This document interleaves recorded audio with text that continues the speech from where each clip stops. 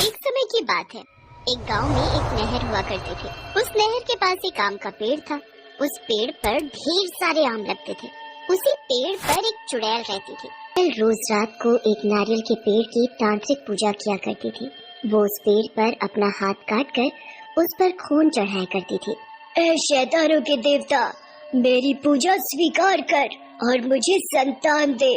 चुड़ैल हर रात इसी तरह पूजा करती और अपने शैतानों के देवता को खुश करती। उसी जंगल में एक बहुत ही गरीब शंकर नाम का लड़का लकड़ियां काटने आता था। पर तभी वहाँ नहर के पास कुछ लोग आते हैं। वो लोग नहर के आसपास कुछ देखने लगते हैं। नहर के पास एक बूढ़ा आदमी बैठा होता है जो उन लोगों से पूछने लगता है, अरे भाई क्या बात है, क्या देख रहे हो? अरे आम का पेड़ कुछ ज्यादा ही झुक गया है, हम इसे देखने आए हैं। हाँ, आए दिन यहाँ पर कुछ न कुछ हादसा हो रहा है, पर क्या हो गया ऐसा? बच्चे इस पेड़ पर चढ़कर पानी में कूदते हैं। कल ही एक बच्चे का सर पत्थर से टकरा गया और उसको बहुत चोट आई है। अब गांव वाले चाहते हैं कि इस पेड़ को यहाँ से हटा दिया जाए, तो इसलिए हम इसको काटने आए हैं। पेड़ को काटने वाली बात सुनकर पेड़ पर बैठी चुड़ैल सकपका जाती है। उसे तो समझ ही नहीं आता कि वो करे तो क्या करे। नहीं नहीं नहीं, ऐसा नहीं हो सकता।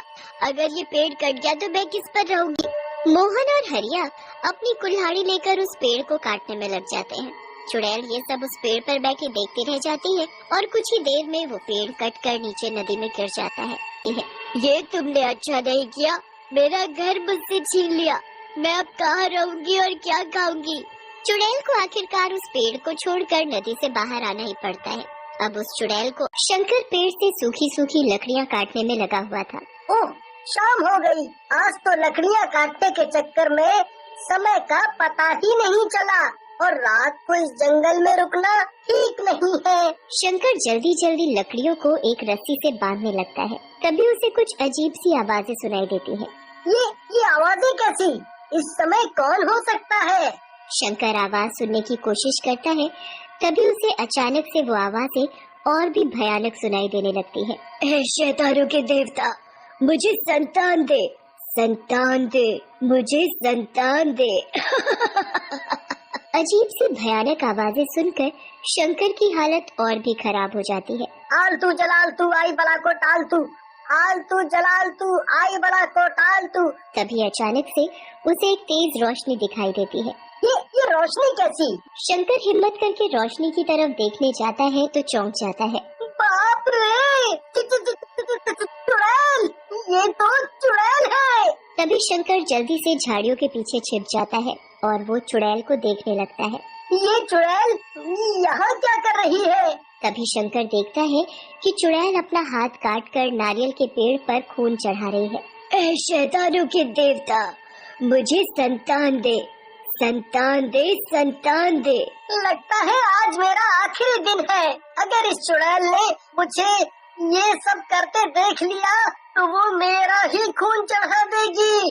और जैसे ही चुड़ैल वहाँ से जाती है तो शंकर नारियल के पेड़ के पास जाता है। तभी उसे उस नारियल के पेड़ से कुछ अजीब सी आवाज सुनाई देती है।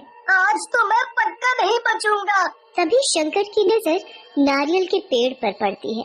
ये क्या, नारियल के पेड़ पर ये नारियल लग रहा है? और देखते ही देखते वो नारियल बड़ा हो जाता है। ये कैसे हो सकता है? ये तो जैसे कोई जादू हो।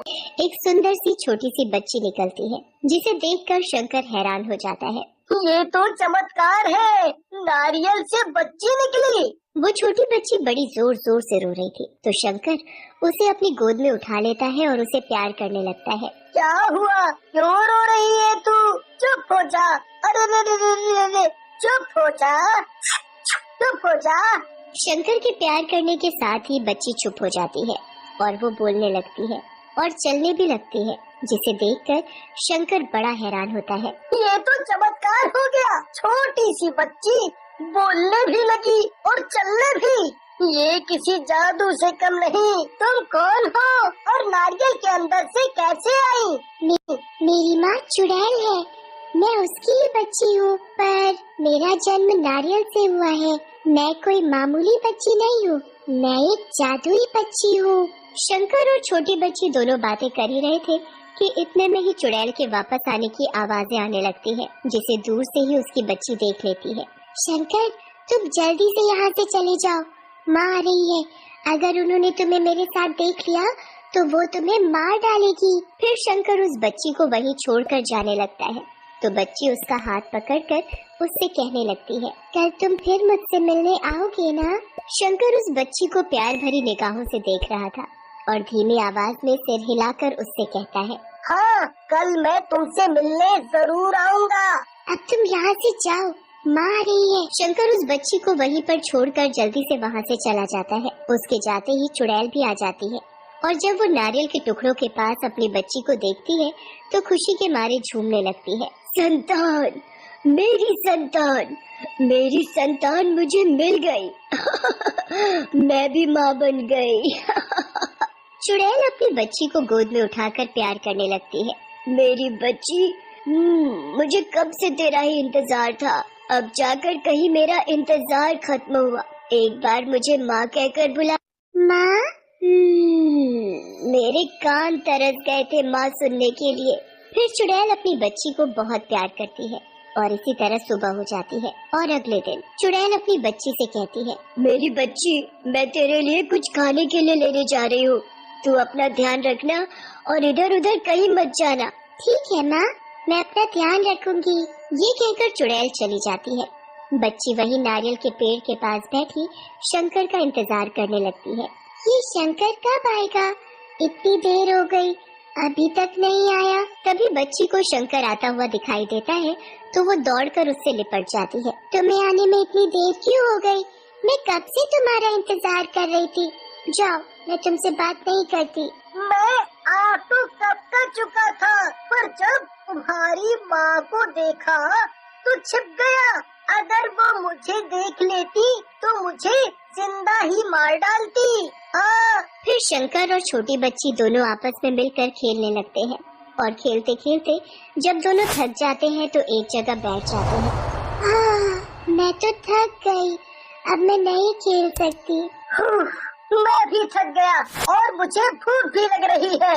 बस इतनी सी बात, लो अभी लो।